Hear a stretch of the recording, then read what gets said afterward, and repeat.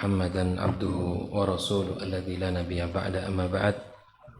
Kita lanjutkan pembahasan tentang akidah, di mana Islam adalah menyuruh untuk bertauhid dan melarang untuk berbuat syirik. Islam menyuruh untuk jujur dan benar dalam segala hal, melarang untuk berdusta. Islam menyuruh untuk selalu adil dan melarang untuk berbuat zalim. Islam menyuruh untuk senantiasa menjaga amanah dan melarang untuk berkhianat. Islam menyuruh untuk senantiasa kita menjadi orang yang memenuhi segala apa yang kita janjikan, dan melarang untuk senantiasa ingkar dan tidak menepati janji. Islam menyuruh untuk berbuat baik kepada kedua orang tua, melarang untuk durhaka kepada mereka. Islam menyuruh untuk senantiasa bersilaturahim, menjaga hubungan baik dengan keluarga, dan melarang untuk memutuskannya.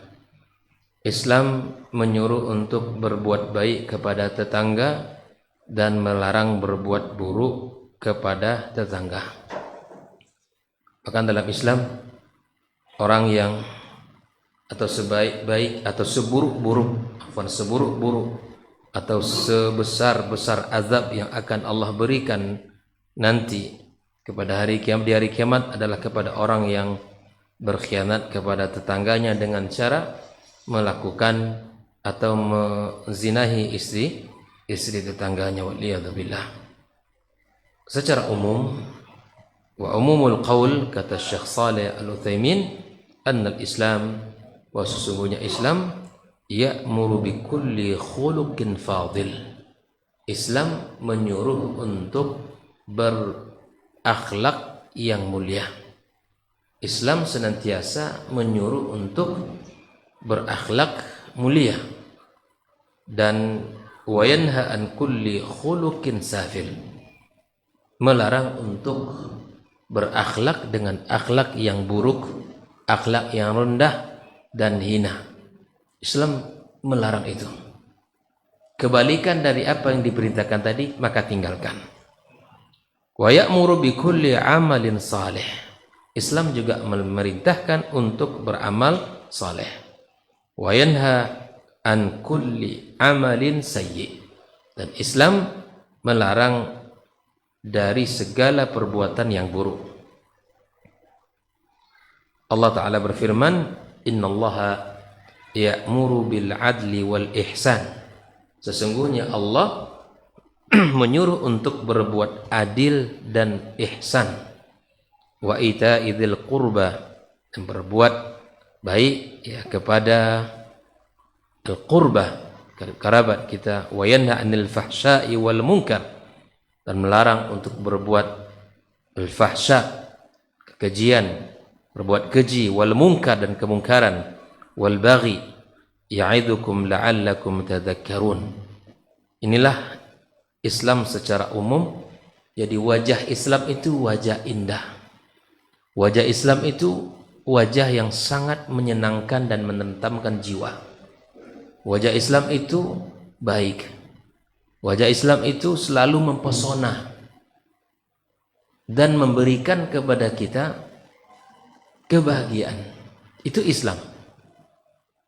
Makanya siapapun yang beriman kepada Allah, hendaklah dia membawa Islam ini dengan wajah yang baik.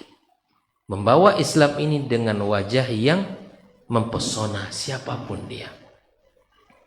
Baik sesama kita, sesama muslim, sesama orang-orang beriman. Kalau dia muslim, pastilah dia membuat saudaranya senang kepadanya. Ucapannya, akhlaknya, perilakunya. Ini cerminan kita. Dan kepada orang-orang yang tidak beriman, maka selama tidak dalam urusan akidah, maka dia tetap menunjukkan akhlak yang mulia. Islam itu rahmah. Islam itu adalah kebaikan. Maka tidak boleh bagi kita untuk membawa dengan wajah yang kasar, wajah yang buruk, rupa yang tidak baik. Tidak. Islam sempurna, agama yang diridhai oleh Allah, satu-satunya agama. Maka bawalah kemuliaan agama ini kemanapun kita pergi.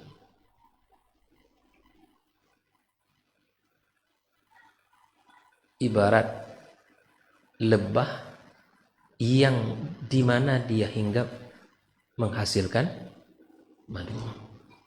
Kalau dia terbang tinggi mencari bunga, tak dicari yang buruk-buruk. Hinggap tak merusak. Dimanapun dia tinggal, seorang muslim senantiasa memberikan manfaat. Itulah Islam. Dan kita diajarkan seperti itu. Kalau terbang tinggi, mencari sesuatu yang bagus. Bahkan dalam makanan pun dia memilih. Tak sembarangan bunga pula yang dimakannya oleh lebah itu. Dia mencari bunga yang baik.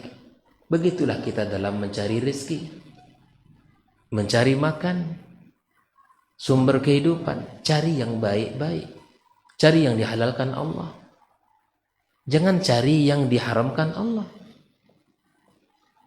Kalau dia tinggal hingga dimanapun dia berada, senantiasa orang senang kepadanya, keluarganya senang, tetangga-tetangganya senang, orang-orang yang di situ semua senang. Jangan kita menjadi orang yang kemudian orang mencela Islam ini dengan perbuatan kita, atau mencela sunnah Nabi Sallallahu Alaihi Wasallam gara-gara perbuatan kita. Orang hari ini mudah saja, Pak. Nah, itu tengoklah ngaji itu. Mudah saja untuk mencoreng wajah Islam, sunnah Nabi Sallallahu Alaihi Wasallam, gara-gara hanya perilaku khilaf manusia satu atau dua orang. Lalu kemudian manusia mudah untuk menghukumi seluruhnya. Waliyadzubillah. Hati-hati kita. Apalagi kita yang sudah ngaji, bertahun-tahun duduk di majelis ilmu, baik dalam kajian akidah, kajian tafsir, kajian hadis, kajian fikih. Jadikan ilmu itu untuk diamalkan, bukan ilmu itu untuk menjadi sebuah kesombongan atau menghadirkan fitnah di tengah-tengah kita. Ustaz, tak boleh kita mengingatkan orang? Sangat boleh. Ingatkan dengan cara bil hikmah wal mau'izatil hasanah.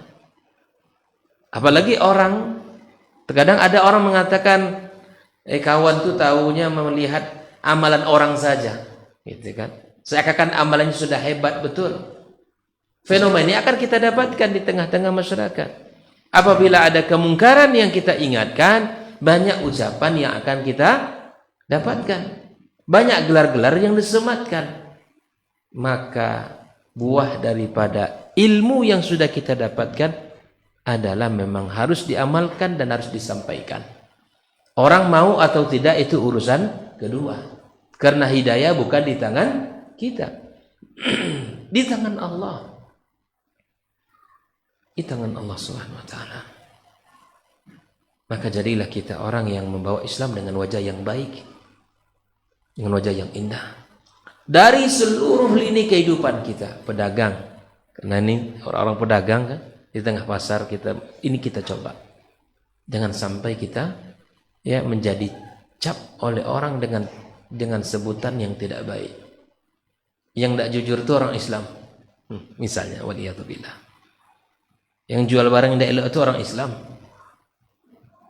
Yang tak mengembalikan barang itu orang Islam. Yang tidak bayar hutang itu orang Islam, dan seterusnya. Jangan sampai itu disematkan nama-nama itu kepada kita. Karena Bapak Ibu semua dirahmati Allah, urusan kita tidak selesai cuma di dunia saja. Urusan kita ini tidak hanya berakhir dengan apa yang kita Lewatkan di dunia saja. Akan ada panjang perjalanan kita setelah kita di dunia ini. Dan itu yang perlu kita ingat. Makanya orang-orang yang senantiasa ingat akan kematian, ingat akan senantiasa ada hisab, ya, ada timbangan di hari kiamat kelak, tak mungkin dia berbuat buruk kepada dirinya dan kepada saudara-saudaranya. Itu. Makanya Islam ini sangat memberikan kepada kita ketenangan jiwa ketika kita hayati betul. Nah, karena sekali lagi, bawalah Islam itu dengan wajah yang sempurna, wajah yang indah dan mempesona. Jangan kita rusak wajah Islam ini dengan perilaku dan akhlak perbuatan kita. Tapi berusahalah sebisa yang bisa dilakukan, semampu yang ia bisa kerjakan, lakukan, walaupun belum sempurna. Subhanallah. Masalah amanah ini apalagi misalnya, ini kaitannya sangat banyak. Kita dalam hidup ini, subhanallah, segala hal terkait dengan amanah. Maka kemudian ini akan mendapatkan perhitungan di hari kiamat kelak, insyaallah subhanahu wa ta'ala.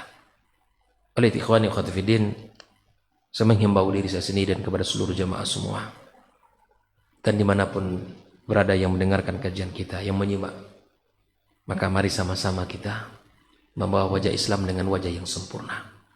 Ada 10 tadi, ada 8 sifat yang disimpulkan oleh Syekh Shalih Al-Utsaimin. Nah, maka mari kita amalkan wajah Islam yang baik ini, wajah Islam yang sangat indah ini, karena akan kembali keindahannya kepada kita dan akan kembali kebaikannya kepada kita. Ikhwani akhwati fiddin, kita masuk kepada pembahasan berikutnya. Setelah itu Syekh Shalih Al-Utsaimin menjelaskan tentang arkanul Islam, rukun-rukun Islam. Islam ini tegak di atas rukun yang akan menopang kokohnya agama kita.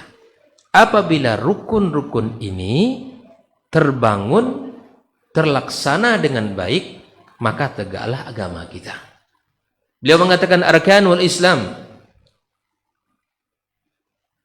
rukun-rukun Islam, wahiyya khamsah, ada 5.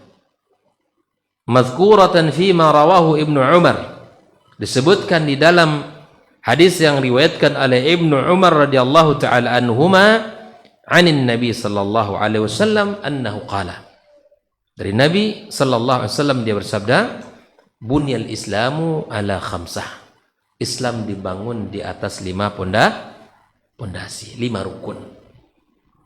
Ala an yuwahhadallahu, wa fi riwayatin ala khams, dalam riwayat lain yaitu bunyal Islamu ala khamsin, dalam riwayat lain ala khamsah di ta'nits. Syahadati an la ilaha illallah, bersyahadat, bersaksi tiada ilah yang berhak disembah kecuali Allah. Itu pintu gerbangnya. Wa anna Muhammadan abduhu wa rasuluh, dan bahwa sesungguhnya Muhammad hambanya dan rasulnya. Kita meyakini itu. Ada orang, subhanallah, saya diceritakan oleh salah seorang yang mana dekat, dia seorang beragama Nasrani, dekat dengan salah seorang ustadz. Apa saja dilakukan atas perintah ustadz. Bulan Ramadan dia puasa juga. Bulan Ramadan ustadz itu puasa, dia tepatnya di Jawa, kiai sebutannya. Kiai itu puasa 1 bulan, disuruhnya dia nih puasa kamu, puasa dia 1 bulan. Puasa sunnah kiainya Senin, Kamis, Ayyamul Bid, puasa juga dia. Saya bilang, salat gimana? Terkadang ikut juga dia salat. Selang gimana salat? Belajar juga dia. Berbuat ihsan kepada siapapun, kepada orang fakir, kepada miskin. Jalan-jalan yang rusak dia perbaiki. Kebetulan orang kaya pula memang. banyak usahanya, dekat dengan kiai itu. Apa kata kiai itu? Cuman satu lagi yang belum. Semua kebaikan sudah dilakukan, dicobanya seperti yang saya lakukan. Sedekah, masya Allah, kata dia, jangan ditanya. Apalagi untuk nyumbang masjid, sangat suka dia. Ada bangunan masjid AC misalnya, dia belikan itu. Kata kiai, bantu itu sekolah itu, dibantunya. Dia sangat-sangat taat kepada kiai ini dan sangat ditakzim sama dia, sangat diagungkan. Cuman satu yang belum mengucapkan syahadat. Betullah kata teman itu, wah ternyata hidayah itu bukan di tangan kita, bukan di tangan kita. Ada juga yang disampaikan, saya mau Islam tapi saya nanti di Mekah syahadatnya. Oh, tidak bisa katanya. Untuk masuk ke sana itu kamu harus ya syahadat dulu. Orang non Muslim tidak boleh ke tanah suci. Tidak boleh ke tanah suci. Kamu Islam, rubah agamamu, di KTP tertulis itu Muslim. Tidak, nanti saya maunya syahadatnya di sana saja. Tapi apa yang terjadi? Tak lama dari hal itu meninggal dunia. Kata kawan ini, begitulah Allah Subhanahu wa taala menetapkan sesuatu untuk seseorang. Dia sudah sangat cinta sekali dengan Islam, sayang sekali dan sangat sangat senang melihat orang-orang Islam dan sangat senang melihat ibadah orang Islam. Tapi memang belum dia mengucapkan syahadat itu. Bahkan ketika kawan saya itu sakit, kata dia, saya takut kalau Ustadz meninggal duluan, katanya. Pulang dari menjenguk Ustadz yang sakit itu tak lama, berapa hari setelah itu dia yang meninggal. Tanpa ada sebab, itulah yang mana ya tidak ada sakit dan seterusnya, tiba-tiba merasa kemudian dia meninggal dunia. Begitulah ajal. Begitulah ajal. Sebelum dia meninggal belum sempat mengucapkan syahadat. Maka kita bersyukur ikhwani wa akhwati fiddin, kita telah berucap syahadah la ilaha illallah Muhammad Rasulullah. Ini gerbang Islam, gerbang amal kita semua akan tertulis di sisi Allah manakala ini sudah diucapkan.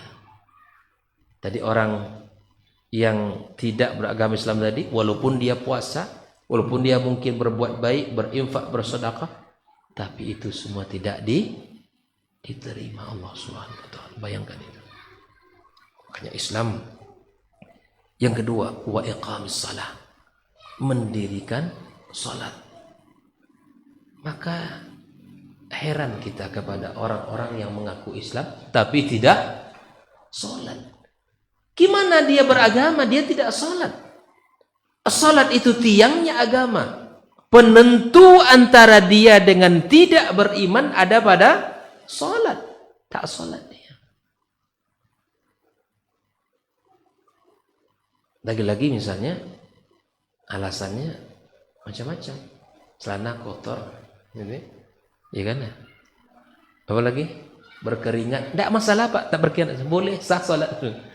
Nanti lagi acaranya, alasannya. Saya pernah jumpa ini.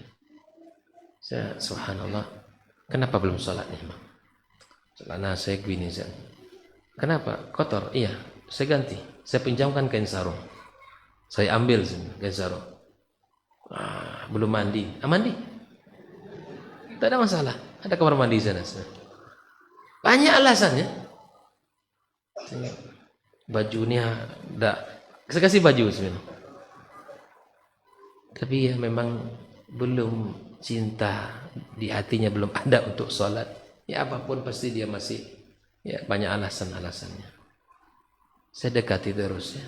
Saya dekati terus. Inilah yang akan membedakan kita dengan orang yang tidak beriman. Kapan lagi mau sholat? Nunggu kapan? Atau abang jangan-jangan nggak bisa sholat? Oh bisa saya Ustaz. Terus kenapa? Ya saya belum mau aja sebenarnya. Kalau belum mau sholat tidak dapat alasan lagi kan? Itu. Dan saudara-saudara kita misalnya yang begitu itu dekati saja, nasihati baik-baik. Jangan dihardik, jangan dihajar dia. Terkadang mungkin dari lisan yang tidak kita sangka itu hidayah masuk ke hatinya. Dengan kelembutan kita muncul di hatinya cinta kepada agama yang mulia ini. Nah, ini. Oleh karenanya ikhwani, wa iqamus shalah, dirikanlah salat. Ya. Dan inilah kebahagiaan kita. Bahkan Nabi menceritakan dalam hadisnya tentang bagaimana salat itu sebagai tempat dia mencari ketenangan hatinya. Wa arih Nabi salati ya Bilal. Nabi kalau banyak urusannya dalam dakwahnya, banyak cobaan dan rintangannya, maka Nabi meminta kepada Bilal untuk mendirikan salat. Karena salat itu menenteramkan jiwa, menenangkan hati, mengundang rahmat dan barakah. Itu salat. Maka heran kita orang yang Islam tapi dia tak salat. Gimana ceritanya? Kita sebagai suami saling ingat-mengingatkan di rumah kita. Jangan-jangan istri kita lalai dengan salat ini. Atau sebaliknya, Bu, suaminya lalai. Iya kan? Orang sudah azan masih saja sibuk di rumah. Gitu kan? Masih saja sibuk dengan HP-nya. Atau mungkin dengan aktivitas-aktivitasnya. Tinggalkan semua itu. Tidak ada yang besar yang bisa kita lakukan setelah azan dikumandangkan kecuali kita datang ke rumahnya. Agungkan panggilan yang menyeru kita, hayya 'alas shalah, hayya 'alal falah. Diajak kita salat, diajak kita untuk menuju kepada kemenangan. Mari sama-sama suami istri saling ingat mengingatkan.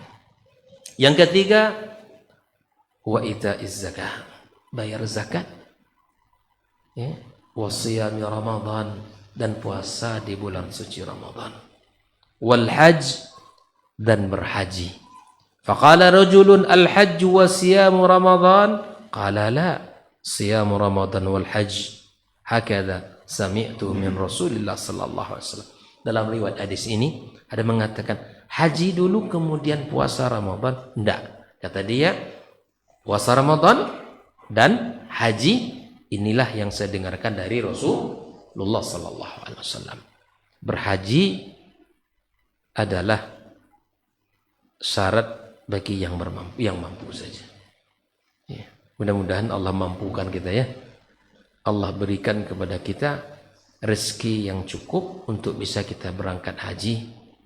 Ya, rezeki yang bisa kita gunakan untuk mendaftar sehingga kita bisa berangkat untuk menunaikannya. Jaga 5 ini. Bahkan salah seorang sahabat Nabi berkata, ya Rasulullah, ya, tunjukkan kepadaku satu amalan. Satu amalan apabila aku mengamalkan aku masuk surga. Maka dijelaskan oleh Nabi kita sallallahu alaihi wasallam rukun Islam ini. Dijelaskan oleh Nabi salat, dijelaskan oleh Nabi puasa, dijelaskan oleh Nabi bayar zakat. Maka Nabi mengatakan, kata dia, ya Rasulullah, aku akan lakukan ini dan aku tidak tambahkan dengan yang lain. Nabi mengatakan, aflah in sadaq. Maka dia akan beruntung kalau dia jujur dalam ucapannya. Kita jaga saja yang 5 ini, maka kita akan beruntung dan kita akan masuk ke dalam Islam yang sempurna. Kemudian, amma syahadatu an la ilaha illallah wa Muhammad abduhu wa rasuluh adalah al-i'tiqadul jazim, sebuah keyakinan yang kokoh, al-mu'abbar anhu bil lisan, yang diungkapkan dengan lisan, bihazihi syahadatnya, lisannya berucap dengan kalimat ini, ka'annahu bijazmi fi dzalika musyahid lahu, dia betul-betul menyaksikan, merasakan apa yang diucapkan itu. Wa innama ju'ilat hadhihi syahadah ruknan wahidan ma'a ta'addudil masyhud bih. Dia dijadikan salah satu rukun, ya, walaupun ya at-ta'addud al-masyhud bih, seperti li'anna Rasulullah sallallahu alaihi wasallam muballigh anillah tabaraka wa ta'ala. Nabi itu ya sebagai penyambung ya daripada Allah Azza wa Jalla, ya fasyahadah lahu, bersaksi bahwa Muhammad sallallahu alaihi wasallam adalah orang yang diberikan Allah amanah untuk menyampaikan syariat ini bil ubudiyah wa risalah min tamami syahadati an la ilaha illallah. Jadi kita meyakini Rasulullah sallallahu alaihi wasallam sebagai hambanya, sebagai rasulnya adalah salah satu bentuk kesempurnaan ibadah kita kepada Allah. Jadi kita tidak boleh meyakini satu kemudian menafikan yang satu. Kita esakan Allah dalam keyakinan kita, dia adalah Rabb kita, dan kita bersaksi pula Muhammad adalah sebagai utusannya. Nah ini. Wa imma li'anna hataini syahadataini asasu sihhatil a'mal wa qubuliha. Dan dua syahadat inilah yang menjadi dasar diterimanya amal kita. Ya, sahnya amal kita. Idz la sihhata li amalin wala qabulin. Tidak sah amal kita dan tidak diterima amal kita illa bil ikhlas lillahi tabaraka wa ta'ala wal mutaba'ati li rasulih sallallahu alaihi wasallam. Ikhwan akhwati fid din, jadi ketika kita ingin beramal, ikhlaskan karena Allah, ikuti perintah Nabi. Ini PR besar kita ya. Membimbing diri dan keluarga kita, dan bahkan keluarga kita, tetangga dan masyarakat kita. Siapapun di antara kita ini punya tanggung jawab untuk menyampaikan pesan ikhlas lillah, mutaba'atun Nabi sallallahu alaihi wasallam. Sampaikan ini. Karena ilmu ini terkadang banyak belum sampai. Ikhlas itu iya Ustaz. Tapi bab ittiba terkadang masih diabaikan. Jelas ya? Kalau ikhlasan jangan lagi. Masya Allah, tabarakallah. Semuanya kita berusaha. Tapi kemudian pada bab ittiba ini masih banyak yang lalai di sini. Pada bab ittiba masih longgar. Belum sempurna kita meyakini ittiba itu. Dan terkadang masih aja sulit untuk mengaplikasikan ittiba dalam kehidupannya. Masih saja kalah oleh keinginan syahwat dan hawa nafsunya. Masih kalah oleh amalan kebanyakan orang. Oleh amalan-amalan orang tua. Itu terkadang yang terdepan di dalam ungkapan, dalam lisan. Tidak yang ittiba didahulukan daripada yang lain. Kalau Nabi mengatakan ittiba, maka kemudian kita, ya kalau Nabi kita, ya kita harus ittiba, kita lakukan apa yang dilakukan Rasulullah sallallahu alaihi wasallam. Wa bil ikhlas lillah tabaraka wa ta'ala tatahaqqaq syahadat la ilaha illallah wa bil mutaba'ati li rasulih sallallahu alaihi wasallam. Dengan ikhlas lillah subhanahu wa ta'ala, ya dengan ikhlas karena Allah, maka akan terwujudlah persaksian tiada ilah kecuali Allah dan ittiba kepada Rasulullah sallallahu alaihi wasallam. Ikhwani wa akhwati fiddin, maka di antara buah daripada asyhada ini adalah tahrirul qalbi wan nafsi min riq lil makhluqin. Kita membebaskan hati kita, jiwa kita dari ya budak terhadap manusia. Jadi kalau kita sudah berucap asyhadu an la ilaha illallah Muhammad Rasulullah, maka kita telah bebas. Kita ini menjadi orang yang tidak ditekan lagi dan tidak menjadi orang yang ditindas oleh orang lain. Masing-masing kita punya hak dan punya kewajiban, punya tanggung jawab dan punya amanah, dan kita menjadi orang yang merdeka, ya. Wa min al-ittiba' li ghairil mursalin, ya. Maka kita ikhwani akhwati fiddin termasuklah orang-orang yang min al-ittiba' li ghairi al-mursalin. Kita tidak lagi mengikut ya li ghairil mursalin, yang tidak diutus. Artinya cukup kepada Allah dan Rasul saja yang menjadi hal yang agung dalam kehidupan kita. Kita bebaskan diri kita, jiwa kita ya dari seluruh ya siapapun yang akan menekan hidup kita. Kita menjadi hamba yang merdeka di sisi Allah Subhanahu wa taala. Ikhwan akhwat fiddin, yang kedua Di antara buah daripada mendirikan salat at-ta'abud lillah bi fi'liha ala wajhil istiqamah wat tamami fi awqatiha wa hayatiha. Kita mendirikan salat dengan sempurna, istiqamah di awal waktu, berjamaah, ya, dan dengan cara yang benar. Maka di antara buahnya ada insyirah sudur, dada kita merasa tentram dan nyaman, wa qurratul ain, dan kita mendapatkan ketenangan hati, wan nahi anil fahsya'i wal munkar, kita akan terhindar dari segala bentuk perbuatan keji dan mungkar. Wa ita'iz zakah, membayar zakat, itu di mana kita bibazli al-qadar al-wajib fil amwalil zakawiyati al-mustahiqqah. Kita mengeluarkan dari harta yang telah diwajibkan Allah, dari harta yang dizakatkan yang wajib untuk kita keluarkan. Maka di antara buah zakat itu adalah tathhirun nafs. Harta yang kita keluarkan itu membersihkan jiwa minar razilah, dari sifat jelek al-bukhul wasad hajatil Islam wal muslimin. Dan di antara buahnya juga adalah di mana kita memenuhi kebutuhan orang Islam dan seluruh orang-orang yang membutuhkan.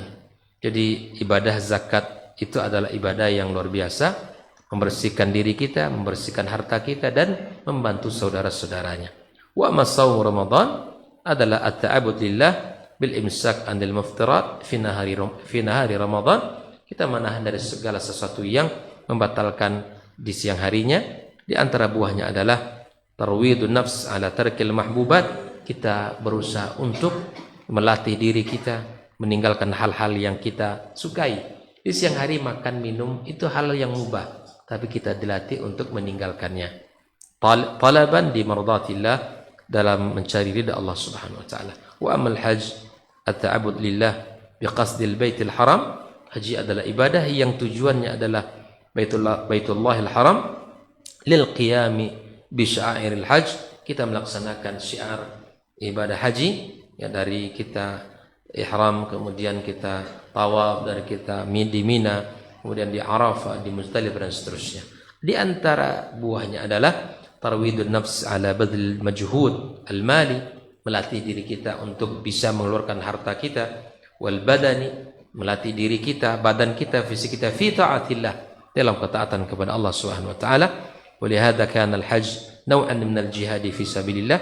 Oleh itulah haji itu adalah salah satu bagian daripada jihad di Allah Subhanahu wa taala.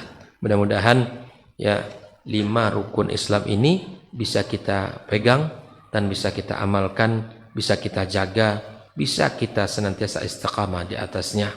Yang belum maksimal, maksimalkan.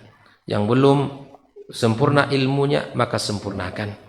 Dan belum terlaksana, kalau sudah memenuhi syarat dan rukun, maka kerjakan. Jangan ditunda-tunda. Seperti misalnya melakukan zakat, kalau sudah memang nisab dan haul, maka jangan kita segan-segan untuk mengeluarkan, karena itu adalah harta yang akan diminta pertanggungjawaban di hadapan Allah Subhanahu wa taala. Mudah-mudahan apa yang kita bahas malam ini bisa memberikan pencerahan bagi kita semua dan bisa menjadi penerang dalam jalan menuju Allah, dan bisa menjadi bekal bagi kita dalam menjalankan perintah-perintahnya. Semoga kita termasuk orang-orang yang akidahnya lurus dan amalannya benar dan diterima Allah Subhanahu wa taala. Wassallallahu ala nabiyyina Muhammadin wasallam. Wa subhanakallahumma bihamdika asyhadu an la ilaha illa anta astaghfiruka wa atubu ilaik. Wassalamu alaikum warahmatullahi wabarakatuh.